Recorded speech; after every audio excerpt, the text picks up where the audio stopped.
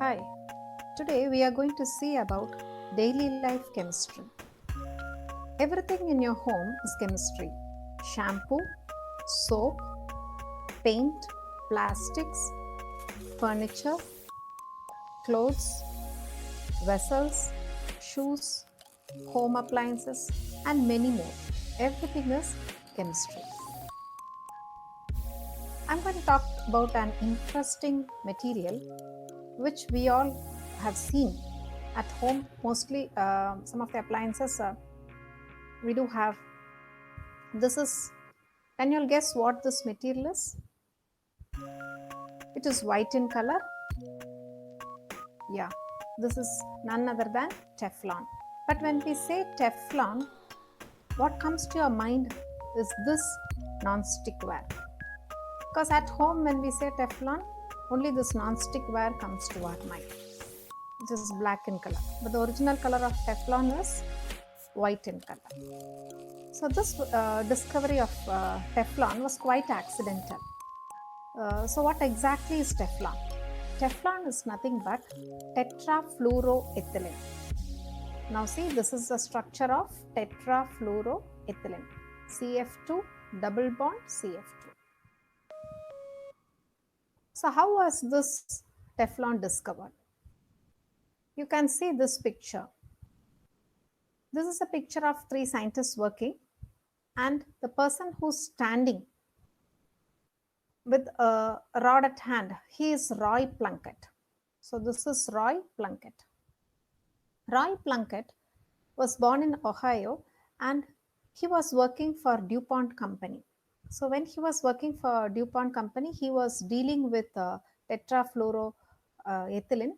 I mean, he was preparing tetrafluoro refrigerants. Okay.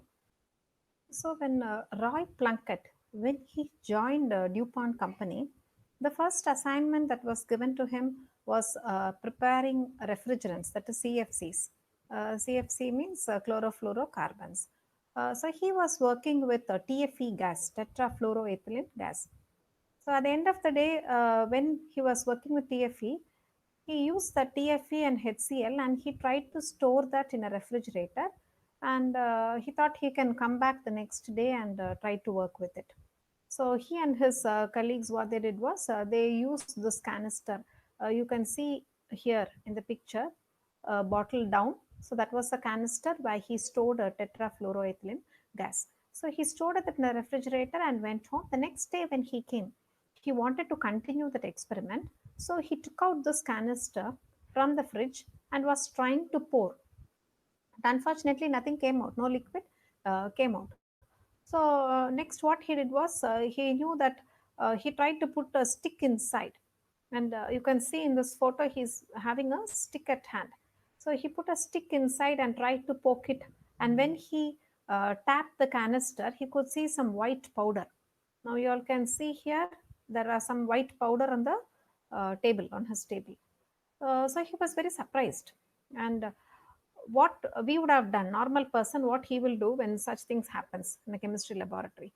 So we will think that okay, it has solidified. So like that, he too thought that the product has solidified, or that chemical whatever he was using has solidified.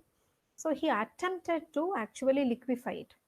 So normally what we do, what we will try to heat it or melt it and see. So he did that, but that did not give the TFE back, and nothing came out. Then he tried to pour some strong acid. Again, there was no reaction. So then he tried with some strong alkali, no hot water, different solvents. Like that, he kept on trying, but then he didn't get anything. Suppose if it were me, what I would have done is I would have thought, okay, it's just a waste, it's gone. So I would have just discarded it and then have started a fresh experiment. But you know what Roy Plunkett thought?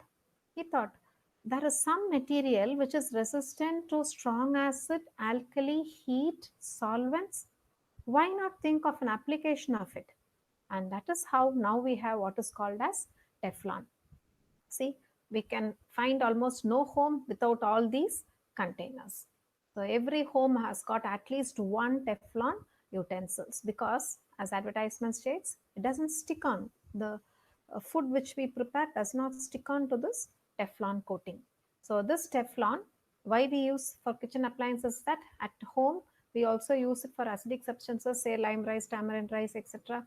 Alkali substances, we use soda or any other alkaline food, and we also heat it, so nothing happens. That is why Teflon, we say, is inert, and that's why it's used as a coating in non-stick